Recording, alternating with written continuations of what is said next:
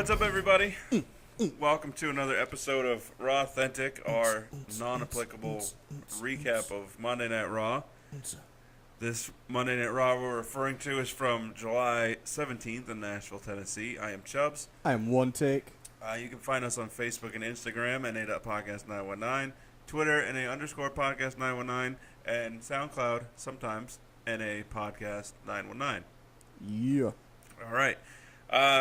Just going right into it. We had Bayley defeat Alexa Bliss. Still me asking why. That was the first match. Yeah. Mustafa Ali and Gentleman Jack Gallagher defeating Drew Gulak and Brian Kendrick. Finn Balor defeats Elias Sampson via disqualification. We'll talk about that. Daivari defeated Tozawa on what I'm calling a TKO because it was a fight stoppage. Again, we'll talk about that. And the Revival defeated the Hardys. And Roman Reigns versus Samoa Joe in a no contest that I have lots of complaints about. That's exactly what we already predicted like 2 Right. weeks ago. Maybe not complaints. This Raw I had a lot of issues with. So I'll do my best to not digress on those issues and try to keep this within an hour time frame. As far as issues, I think I had one legitimate one where I was just like, I literally paused watching and just looked around my apartment like, WTF. I rage quit the episode. Yeah, well, some of that was just your daily disdain. Probably. So, anyway, the show kicks off with Dean Ambrose calling out The Miz with what he said was Steely Dan. Because they were in Nashville. Music City, Nashville, Tennessee. So he had a steel chair, called it Steely Dan. He called out The Miz, got Seth Rollins instead.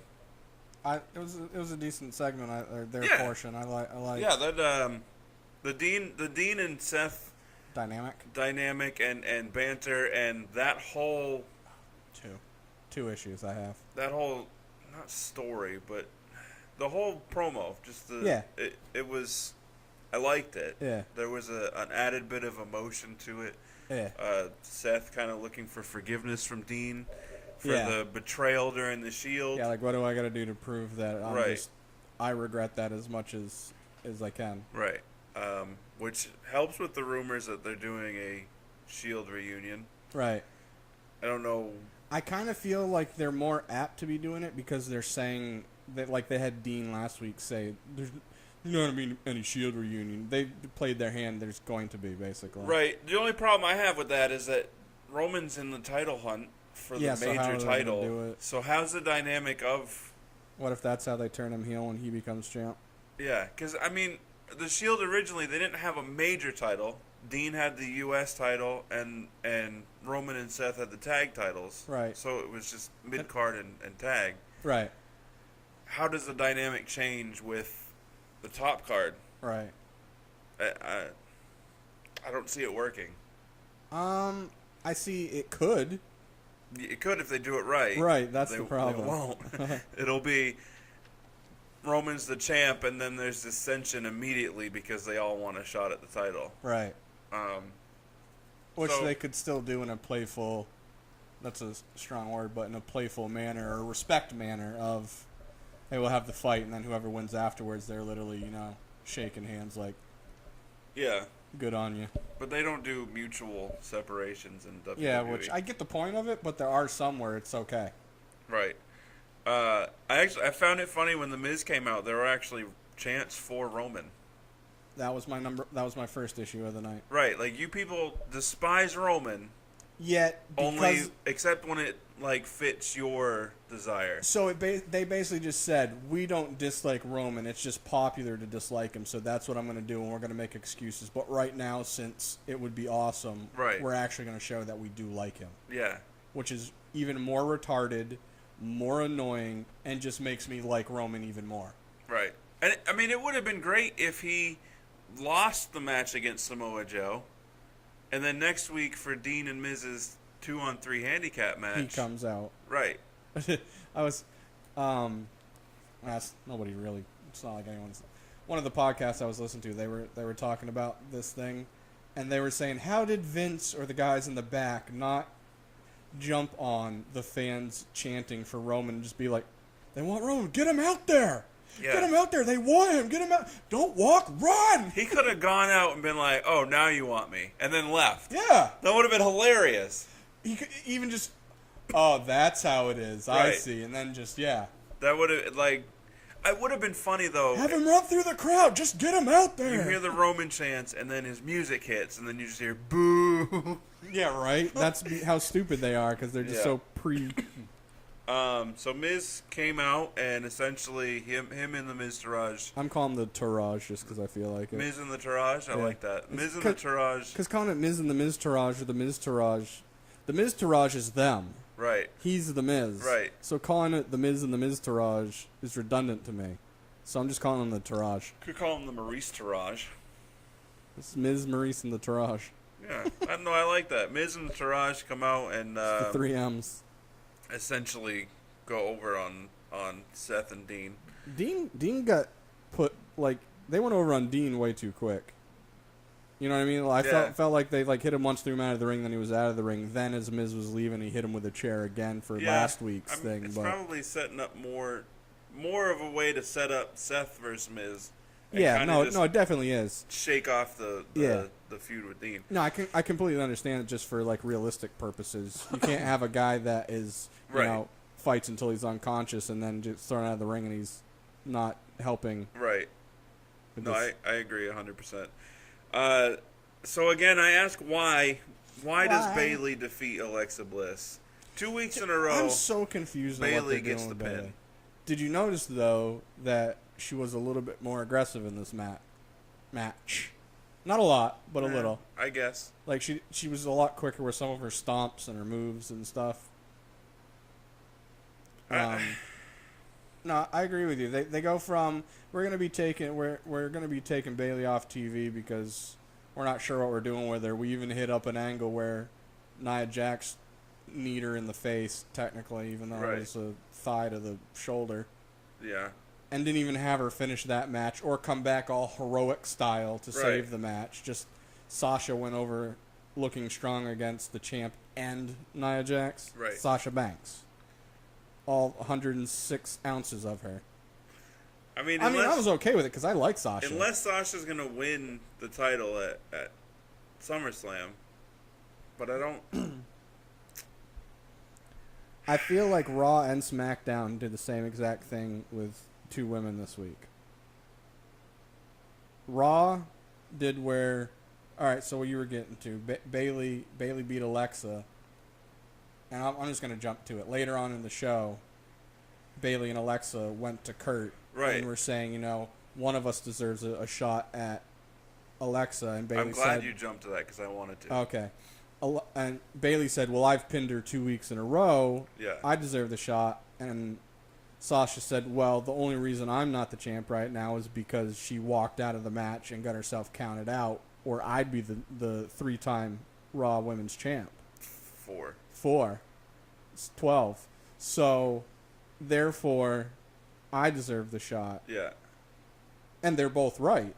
Yes. So Kurt basically said, all right, well, you know what? You're both right. Next week, I got a lot of stuff going on myself right now, so next week you guys are going to face each other for the #1 contendership. I'd be surprised if they don't end up having Nia Jax come out, mess it up, and they turn it into the Fatal 4-Way. Yeah. So they'll end up having 2 Fatal 4-Ways. Right. Or they'll get a double count out and it'll be a triple threat. Yeah. It'll be something like that. Nia Jax will probably have something to do with it one way or another. Yeah. Even if it's not until SummerSlam. I'm wondering if they're going to turn Sasha heel by having her beat Alexa. Dirty. And then Bayley comes out and they're all happy, and then she just turns on Bayley. One of them needs to. I mean, they got too many heel women in both divisions. Yeah.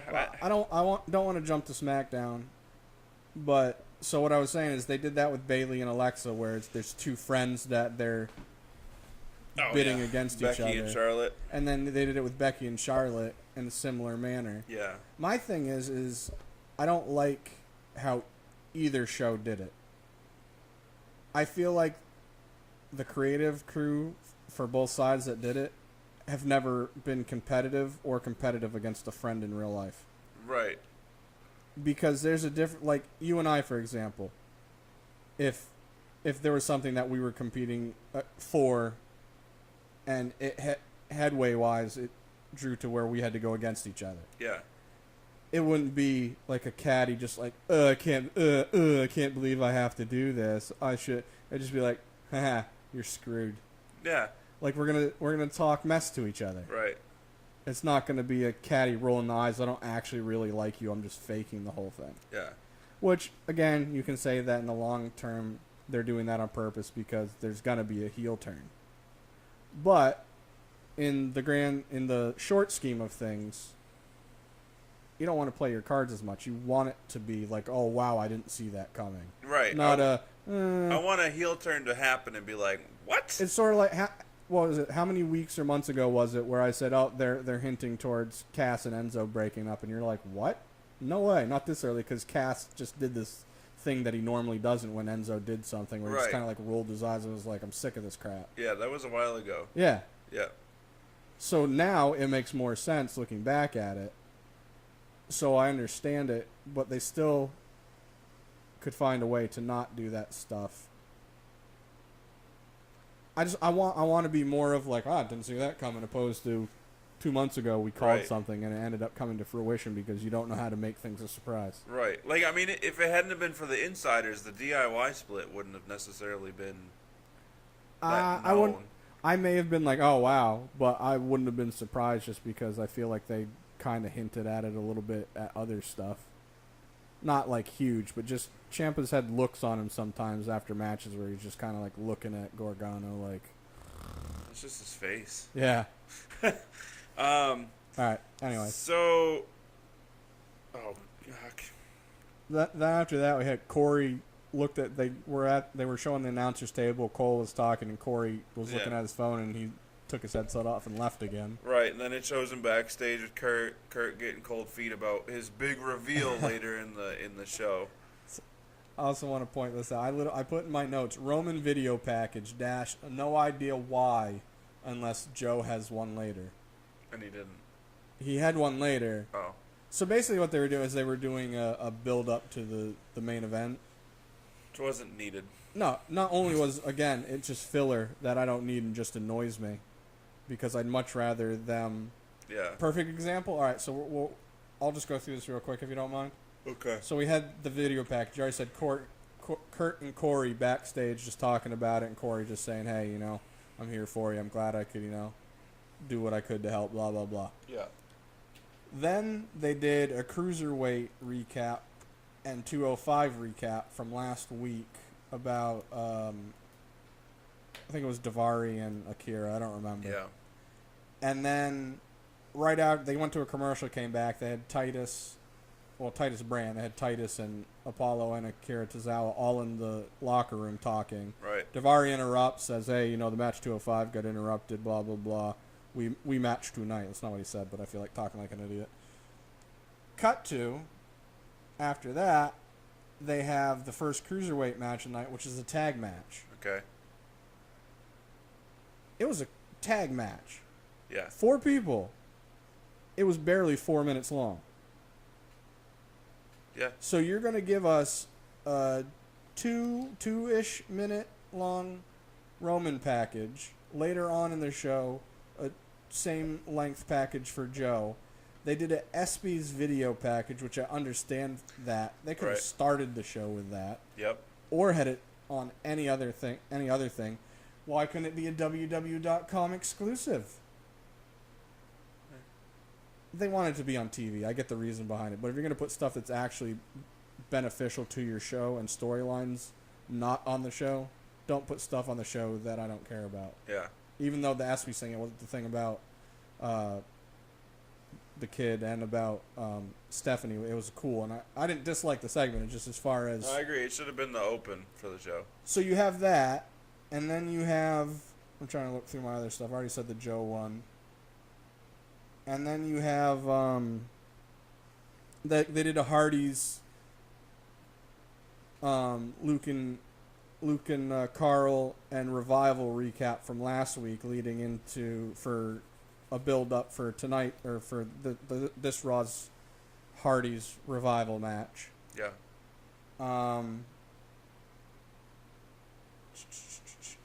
I just feel like all these weird like filler. They even started the show out with a recap, which I understood this one as well, because if people hadn't been watching Raw and just heard the stuff about Kurt Angle, and they're like, "Oh, he's doing a reveal tonight."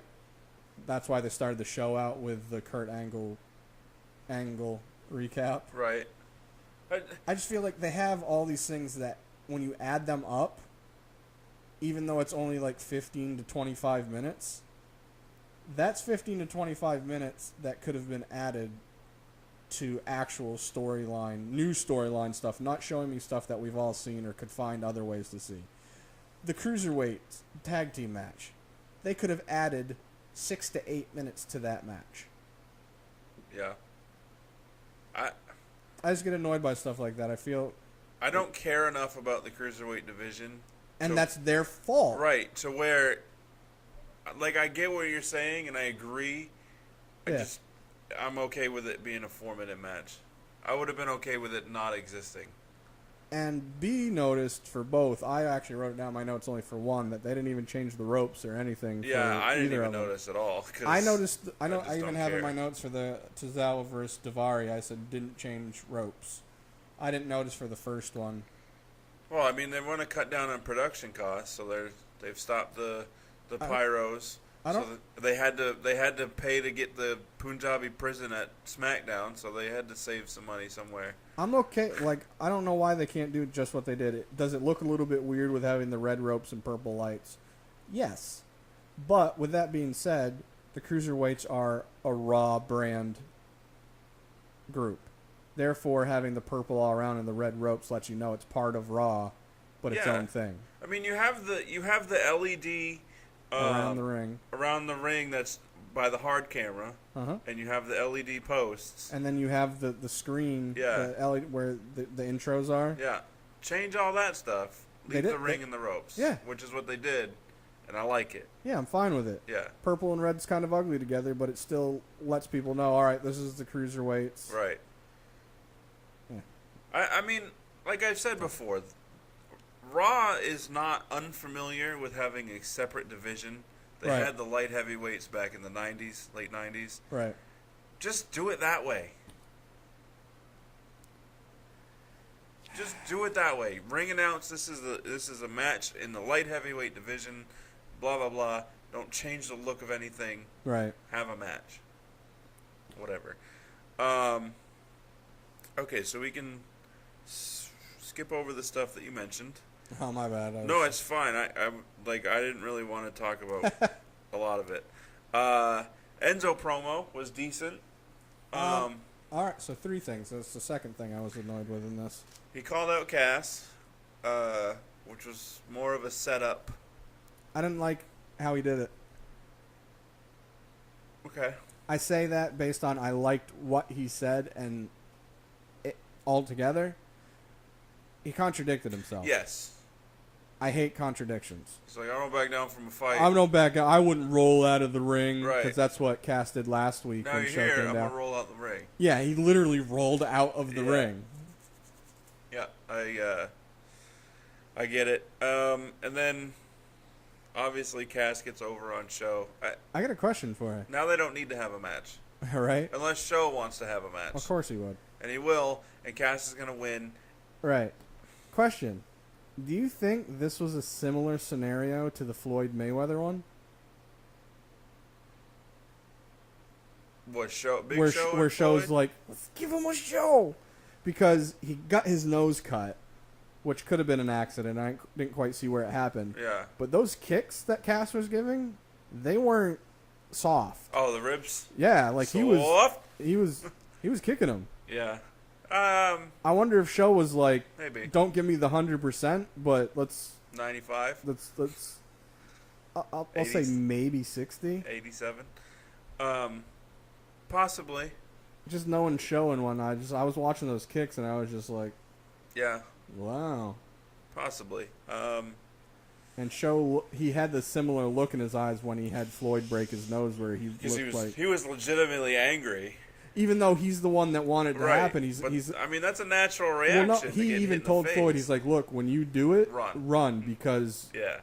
And he's like, I tasted my blood, I felt it, and I just went into, I blanked out like blood rage type thing. He's like, that's why I told him to run, because I wasn't sure how I was going to react, even though we planned it. Right, and I love that story. Yeah. Like, Big Show is ultimate. He's one of my favorites. Custom. What's that word? He's one of my favorites that just, I don't know how to word it. Either way, so Dean and Seth backstage. Kurt shows up. Oh yeah, because they were. He tells them to pick any two of the Tourage. Right. I would have said, okay, Maurice and Bo. Right. But instead, they set up a 3-on-2 handicap match. I don't know. I would have went with Maurice and Axel. Nah. So. Yeah. So next week there's a handicap match. And another thing, are they like right when they did that? All right. So when they had the segment earlier on, and once the Ms. Tourage came out, I literally started going dun dun dun dun, because I was like, Roman's got to come out. Right. Like this is a lost opportunity by WWE to get some cheers for Roman, and have mark out moments. Yeah. And it makes me wonder if they're going to kind of try to lead up to it anyways. I still agree with what you said earlier, where how does it actually fit in with the three of them? Right. But you could still have a one of, hey, he could even say hey, afterwards, hey, Seth, I heard what you said. I got your back as long as you stick to it. Yeah. Don't make it all right, we're together, but hey, I came out to help you. All right, peace out. I'm going to do my stuff. And I feel like they're going to use Dean and Seth to put over Miz and the Tourage. Probably. Which is dumb, because Dean and Seth have been a team before and have been friends longer. Yeah, they'll probably find a way to play that into it where Dean still just doesn't trust them. Probably. That's stupid. Oh, it is. It makes sense, but it's stupid. I say let Seth end up pinning Miz, then leading to him saying, I deserve a title shot. Right. And then Dean still, no, I deserve a title shot. So the following week, they can have a number one contenders match. Seth's going to beat Dean. Move on, Dean. Finn Balor, okay, so I said we talk about this. Finn Balor wins over Elias Samson via disqualification because Elias hit Finn with his guitar, not over the head. He wasn't supposed to anyways. He was supposed to hit him in the shoulder, supposedly. Why? Well, obviously now, you know as well as I do, they don't hit people in the head like they used to back in the day. Right. Mainly because they know a lot more about concussions and whatnot. Right. And especially since Finn has had a concussion somewhat recently. So, Elias, obviously it wasn't on purpose, but I still kind of cussed him out when he did it because I was like, come on, you're a professional. I know accidents happen. He could have at least put it over the back. Yeah, he could. I would have much rather he instead of him going too high or too low, he went in the middle. Yeah. So he caught shoulder and head. Right, back of the head, but behind so he the got ear. like, I don't want to call it a gash because to me gashes require stitches. It was a laceration. It was a deep scrape. Is laceration worse than a gash? Can be, but it was a scratch. Yeah, it was a deep scratch because the way obviously it bled a lot. But it's your head. It's your head. They were in a match. He was sweating. Yeah. And heart blood, rate was up. Blood was pumping faster. So you're gonna bleed a lot through cuts at certain areas, anyway. Yeah. Yeah. Once Samson did it, and then I saw the blood, I was like, idiot. I was like, I would have, if I was Finn, I would have much rather he went too high, got all head, or went too low and got all arm and maybe cut my elbow. Yeah. Opposed to going middle of the road, ended up kind of getting a cut in the back of his neck as well. Right. But okay, so you have announce tables that are specifically designed to break on impact. You can't have a guitar. I'm pretty sure they did. All right, so why not allow it to go right over the head? I think because. You know what I mean? Yeah. No.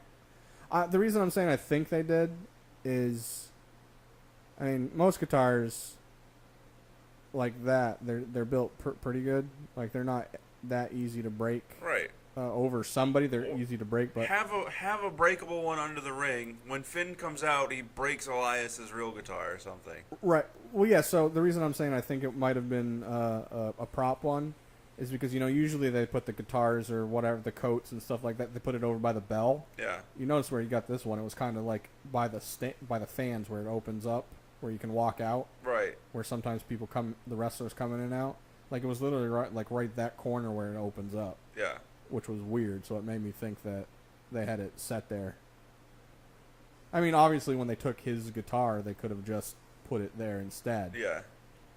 I feel like...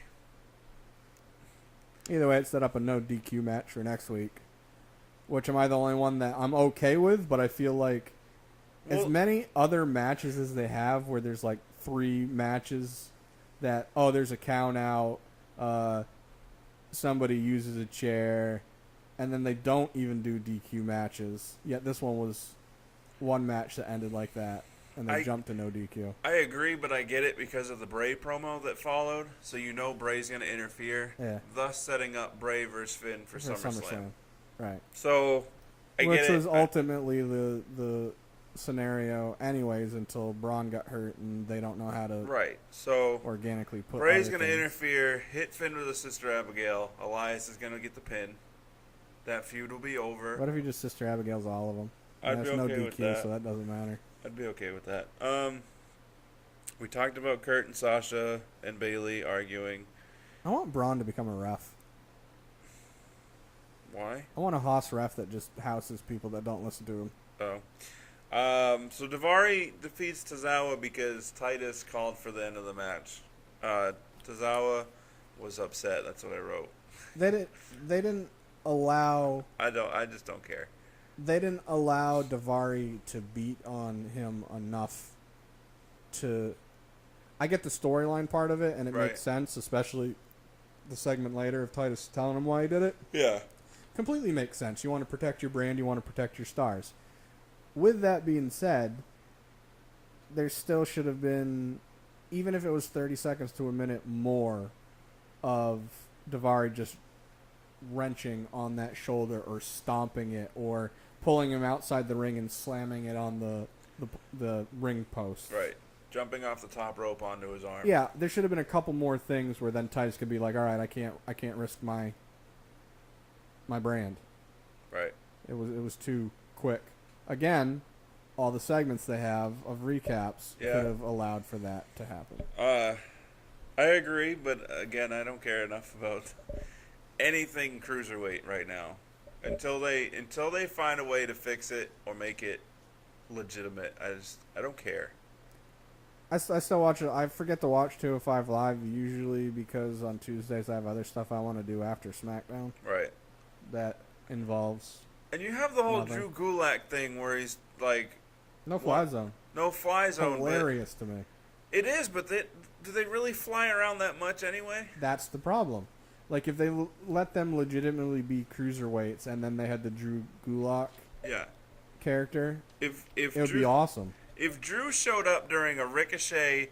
Osprey match and was like, hey, no fly zone, that makes sense. Yeah, or if it was a tag match and he was part of it and they climb up on the top ropes because Gulak did this in a match against Mustafa. Mustafa climbed up on the top rope and Gulak got in between the ropes and told her, he's like, I'm not getting in the ring until you get him off the ropes. Like stuff like that. Right. I feel like he would show up at a Braun Big Show match and just applaud their non-high flying action.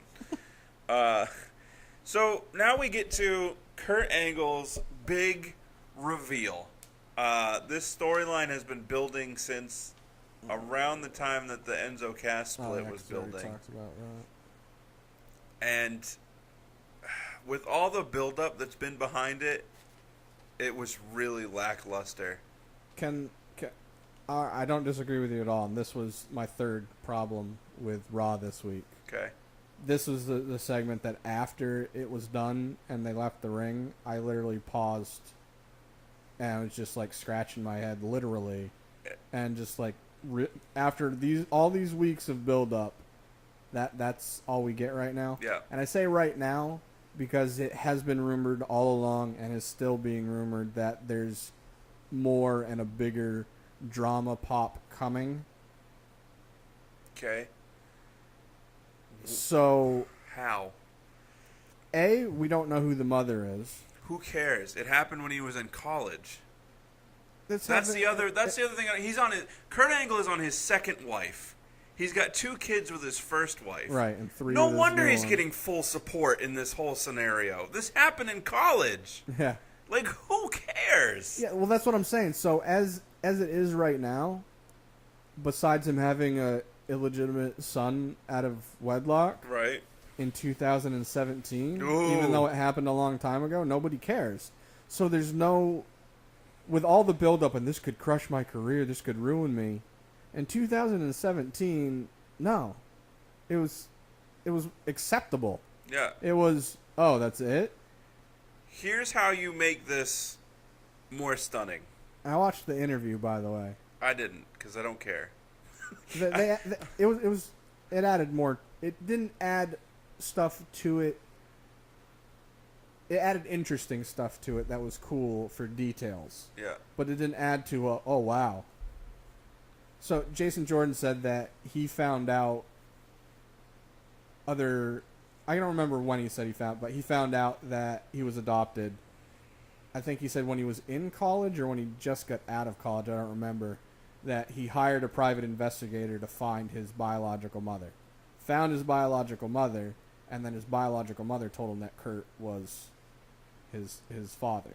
Okay. And he decided not to tell anybody because he didn't want to get any advantages based on who people thought his father was. He wanted to build his own way, and then when he got to a point where he thought it was good enough, he would let the cat out of the bag and be like, Kurt Angle's my dad. I've achieved my own stuff on my own without his name.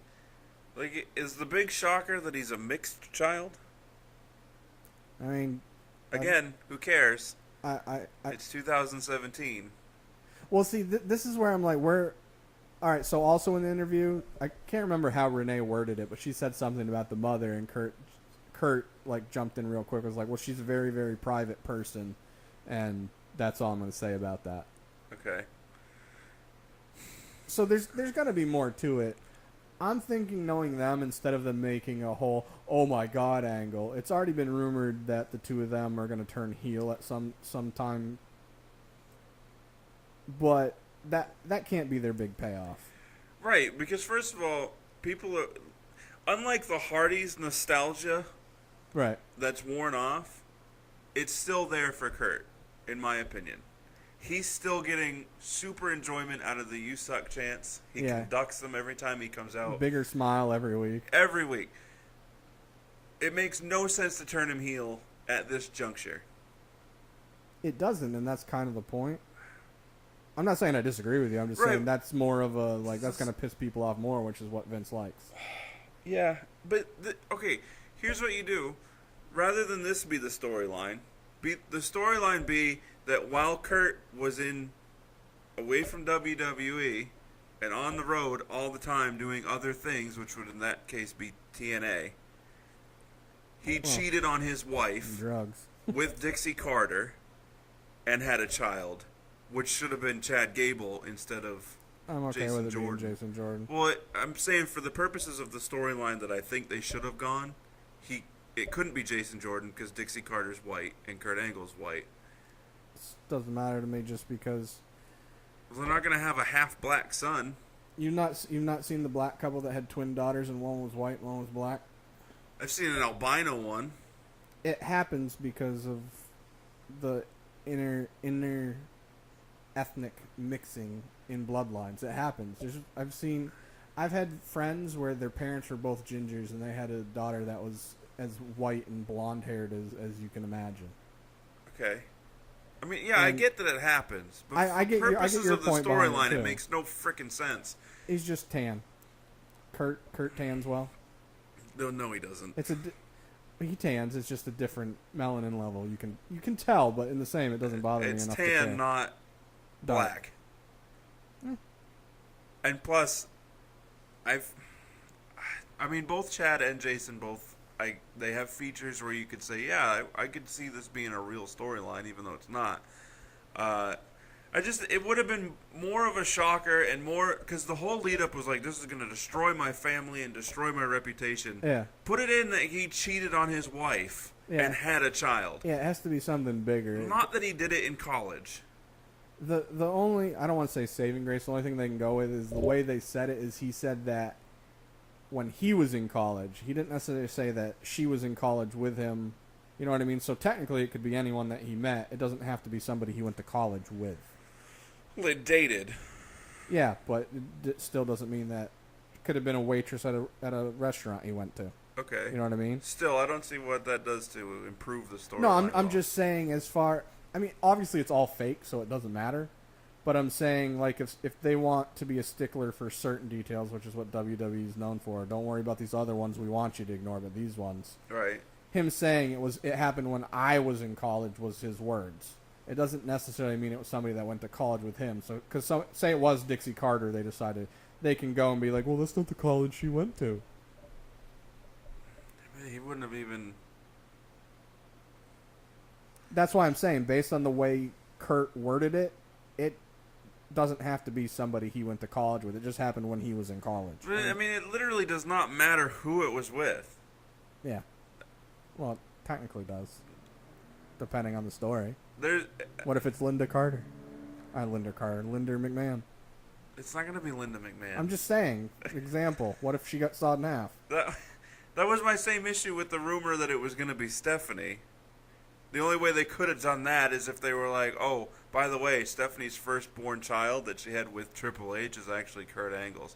It wouldn't work with bringing in, you know what I mean? Because it's stupid. This was dumb. The whole segment, the whole story, dumb. The story wasn't. Right now, it's dumb. Dumb. The build-up for it was, oh, wow, I wonder where they're going to go with this. Right now, as is, without any more information and whatnot, it is dumb. I'm going to say this. I'm not annoyed with it simply because it's not over with yet.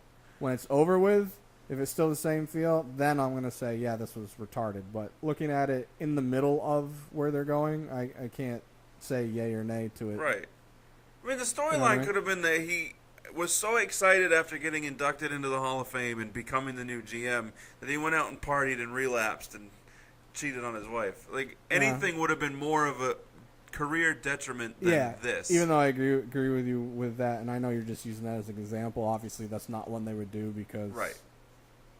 I just feel like if your worry is that your family's going to get torn apart, it's not going to be that you have a kid before you even knew your current wife. Right. And you're on your second wife, and you have 2 kids with your original wife. Right, and 3 with the new, right? Right. It's dumb. Yeah. No, that's why I'm saying right now, like I'm agreeing with you, but I'm still not gonna put it's sort of like, a perfect example, or actually not a perfect example is the Bray Wyatt Randy Orton. The way they ended that ruined it. Yeah. Opposed to good build up, kind of meh. Oh wow, you just ruined it. Right. So. This had good build-up, now it's ruined, now you can rebuild it if you want to. Well, this has good build-up, and They're then not going to. Once it got to its kind of peak, it just hit there wasn't enough to it. Like, it was literally, what was it? It took longer for him to get out there and Jason to get out there than the segment itself actually was. Yeah. I know that nothing is going to come of this that's going to make me go, oh, okay, that worked out. Even if they turn heel. The only way that this works out in my head is, and this is, I said this to you, I think I said this in the group chat, is because this does create a conflict of interest. Right. And we know Daniel Bryan's contract is up in 2018. Yeah. The only way that I see this working is if turn him heel, that's fine. Jordan gets all sorts of opportunities that he shouldn't get otherwise because of Kurt. Stephanie comes back. They move Kurt to SmackDown. Daniel Bryan comes over to Raw. We know the history between Daniel Bryan and Stephanie. Right. And then that leads to Daniel Bryan leaving once his contract is up. Not saying it doesn't make sense. Rather than Daniel Bryan, who had the heartfelt retirement and cried about it, and then had this heroic comeback, and then he's just like, oh, by the way, since y'all won't let me wrestle, I'm leaving. it would make more sense the way I just described it. I'm not saying that doesn't make sense, but one of the reasons it doesn't, well, two people. Shane McMahon. Okay. I mean, technically they have two GMs, or whatever they want to call them collectively. They have a GM and a commissioner. Right. The reason they wouldn't do that is because then you wouldn't have one on Raw after Daniel Bryan leaves. And Stephanie obviously doesn't want to do it day in and day out anyways. Well, then she could hire a new one. Already? Even if it's... Why? I mean, why not? It's already... You could call it a revolving door anyway. You had Mick for... That's what I'm saying. Less than a year. You're going to have Kurt less than a year. Then you have Daniel Bryan less than a year. And then you can just pick somebody. Yeah, but the difference between that is one of the reasons Foley was gone is because of real life. Yeah. Or opposed to it could lead to storyline. bringing Foley back in 2018. It could open the door for Hulk Hogan's return that's been rumored. Yeah. It could open the door to have Stone Cold come back on a regular basis, even though he's not going to. I just feel like, I don't know.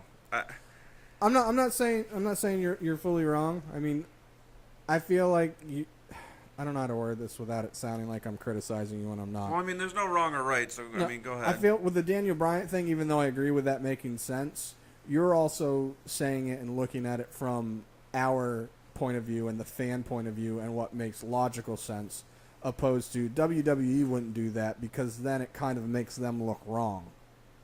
It's making them look like we're kind of screwing Daniel Bryan over, which they are. They're not going to put that out there. Everyone can know that. They're not going to put that into a thing to make it sound like they're bad. It's not going to happen. All right, but all that aside, how much would you love a storyline that legitimately it made sense and... subjective. I say that because I'm not saying use my storyline. No, I'm just saying that's why I said subjective. Where it made sense and it was logical. For WWE to just once in a blue moon have a logical ending to a storyline. Would that not be great? Would that not be welcomed with open arms? Or you'd be like, it's not the same as always before, it's stupid. You know what I mean? Like... You're just staring at me very weirdly. Yeah, because you use two phrases that are ridiculous. But that's what I'm... You said WWE and logic. I understand that. But that's what I'm getting at. Like, why not allow it once in a while? Well, I obviously agree. Not all the time. I agree. But business-wise, you need to do it smart where it doesn't undermine your own company. It's one thing to kind of make fun of yourself, like when they kind of poke fun of the Bailey, This Is Your Life, because they knew it was awful. Right. But it's one thing to make fun of a segment that you did or something that happened in a show and kind of do that. It's another thing to throw your own company under the bus for a segment, because that's not good business. I really feel like, hypothetically, if they went with the storyline that I just laid out, it would not hurt the business. No, it might not. And it actually probably wouldn't. I'm just telling you as far as how Vince works. Right. And I'm not saying it would help the business. I'm not saying that my idea would gain them another $1 billion in their revenue. I'm just saying it wouldn't hurt them. No, and it wouldn't. But like I'm saying, it wouldn't happen just because Vince is not going to throw himself under a bus, basically. Because you know Daniel Bryan's going to go somewhere else and wrestle. And you know that promotion is going to say, we want you to talk about why you're here. And he's going to say, I was with the other guys and they wouldn't let me wrestle. He won't be able to. When he leaves, he'll literally have to sign something that says that he's not allowed.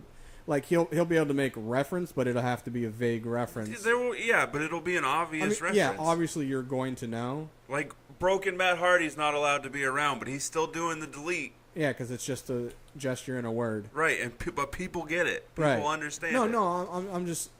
I get what you're saying, but he's going to have to be vague, like sort of like how I was telling Ricochet when he was in L.A., right. They did the thing where it wasn't on TV because since he's under contract with Lucha Underground, he's not allowed to be on United States television. So why not, as a company of WWE, get ahead of what's going to happen? Fall on your sword for the purpose of. I mean, I'm horrible at analogies. It's like when you get bullied, just make fun of yourself. No, that actually makes more sense. Because then there's no sort of ammunition for them. Stainer. Right, exactly. Take the name. Exactly. No, I agree with you. And the thing is what I don't understand. Well, I do and I don't. I understand that WWE has their own doctors and they need to stick by them. Right. I understand that. But that doesn't mean that their doctors know all and can't be wrong, or their expertise can't be out-expertise. Right. I mean, Daniel has numerous other doctors and experts. That said, as long as he changes his style and it's not like he was before, taking huge bumps right. each match, in and out, day in and day out, he can wrestle. Like, I don't know why they can't just draw up a contract for him saying, like, all right, we want to see what the style is. Let's go down to the Performance Center. Let's have, a couple warm-up matches. Let's see what the style is. Let's team you up with Drew Gulak. Huh? Team you up with Drew Gulak. Yeah, no-fly zone. And then we'll go from there, and then we'll put it in your contract where if you do get hurt, it's your own choice. Right. And we don't want you to, but it is your choice. You are a free human being. If you do get hurt, you're not allowed to seek repercussion. Yeah, or like one concussion and you're done. Depending on the grade. Yeah. Yeah. Either way, I just there's so many. Did I get to the point when I see Daniel Bryan on TV, I end up tuning out because I know I'm going to be annoyed because he's going to say stuff that you're like, this needs to end in a fight, and they won't allow him to, so I'm going to stop listening because I already know I'm not going to get what I want. Right, like if I was allowed to wrestle, I'd punch you right in the mouth. Yeah, exactly. The whole thing with all the stuff with The Miz, the stuff with Ellsworth now. Yeah. There would be a match involved after all the stuff they're saying back and forth, but since he can't, I just ignore it. I'm just like, I'm done. Yep, I agree. Anyway, so moving on, I digressed a lot on that. Revival defeating the Hardys. I also had a lot of issues with this match. I know it happened. This isn't an issue with the match, but do you notice that they're called Dash and Dawson? Yeah. Dash is Dash Wilder's first name. Right. And Dawson is Scott Dawson's last name. Yeah. Like, why not, when they were initially coming up, give them names that it would be the first. Both it'd be their first names or both last names. Yeah, exactly. Matt Hardy was doing the hitting Dawson on the turnbuckle. Top, in the middle, and the bottom. Yeah. Off the top one, he stopped and turned away, and Dawson still hit his head on the turnbuckle. I thought he did it on purpose because he did it to the. I laughed. He might have. It might have just been like, it's just such a. Yeah, like he's like, I can't control myself. I thought that was my thought behind it. Also, Michael Cole. Listen, if you're gonna get moves wrong, the name of moves wrong, do it for new superstars, not ones that have been around for 20 years that have the same moveset. He called Poetry in Motion a Whisper in the Wind. Which is off. Completely different. Isn't the Whisper in the Wind his like spinning moonsault-ish thing off the top? Off the top rope to a standing opponent. Right. And then the Poetry in Motion is off of Matt's back. And or it's usually something. like a leg lariat. Yeah. But in this case was a drop kick. Because I think it was kind of botched. Right. But either way, different moves. I don't know how you messed that up. Yeah. Also, Jeff's shoulder was off the mat. Yeah, they've been talking about that since. But they were like, even after it happened, Corey was like, "Oh, that was definitely a pin." He didn't even believe what he was saying. You could hear the tone of his voice. Right. Wow, I got really loud apparently. But anyway, yeah, his shoulder was up. Dawson pulled his pants, pulled him too far. His shoulder came up. Right. I mean, there has to be some sort of they're all professionals, ref included. There has to be something where he can be like, "Oh, shoulders up," and then they just do another move and then pin him.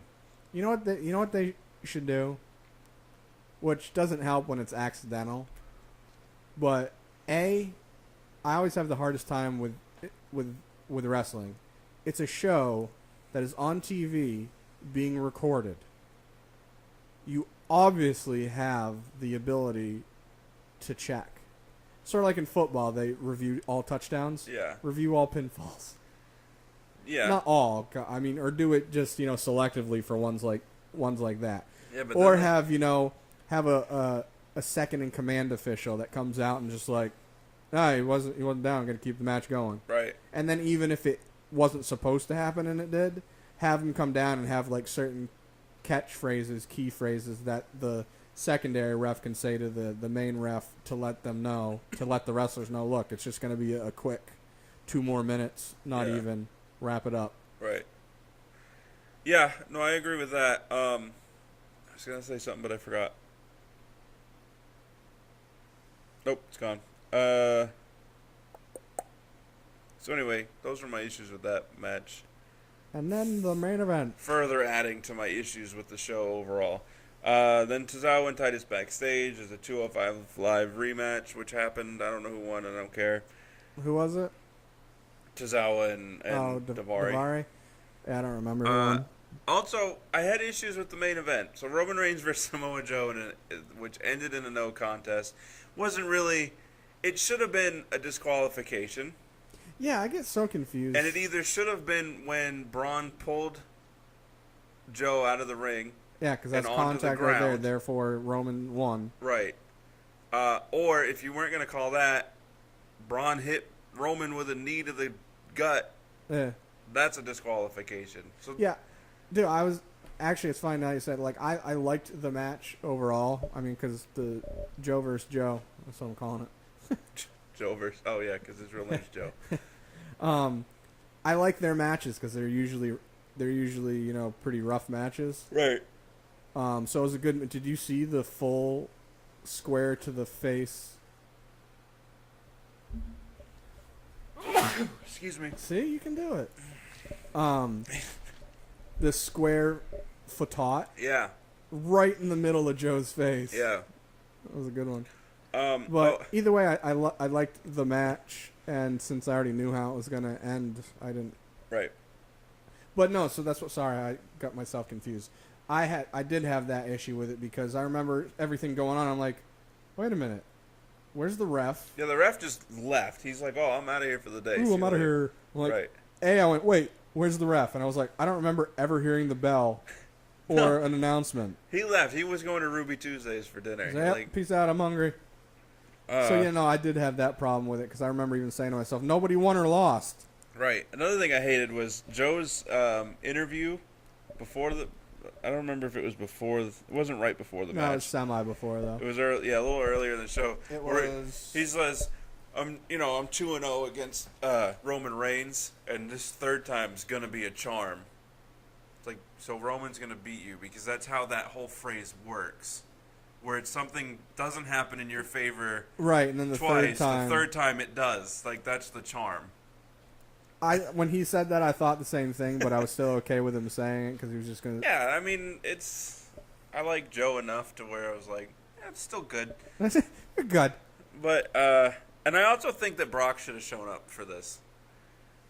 What about next week? Braun should have been Reckenhouse like he was. What about next week? They Kurt does something because in the interview after Raw, they asked him about when the interview started. How the show ended. He's like, I'm not worried about that right now. I'm worried about getting to know my new son, and we'll worry about the outcome of that match next week. Yeah. Sort of they end up setting up some like three-way match, and Brock comes out at the end, and he just suplexes like all of them. Yeah. Or, I mean, I would be cool with that. Or start the show with that. They're out in the ring and Kurt's talking to all three of them, and right? Then Brock just comes out and he's just like, "Make it a fatal 4-way. I ain't scared. I ain't never scared. I ain't scared, homie. Playa. I ain't never scared. Right? You know what I mean? Like either of those. I don't think you deserve it, bro. Yeah. Something where he doesn't have to talk a lot. Even though he messed up a little bit in that, him and Joe separate interviews before G-Boff. Oh, yeah. I was glad that he did his talking. I Yeah, even yeah. was for that one, even though he messed up. Right. It was kind of refreshing to actually hear him talk and Paul in the back with his devilish, scheming looks. I have some comments for our next episode about mic skills. So look for that. All right. I think that's it. That's all I got.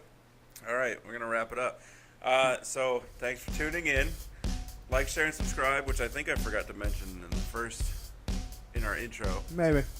We're on Facebook and Instagram, NA.podcast919. Twitter, NA_podcast919. SoundCloud, NA Podcast 919. And check out our other episodes. Deuces. Double deuces.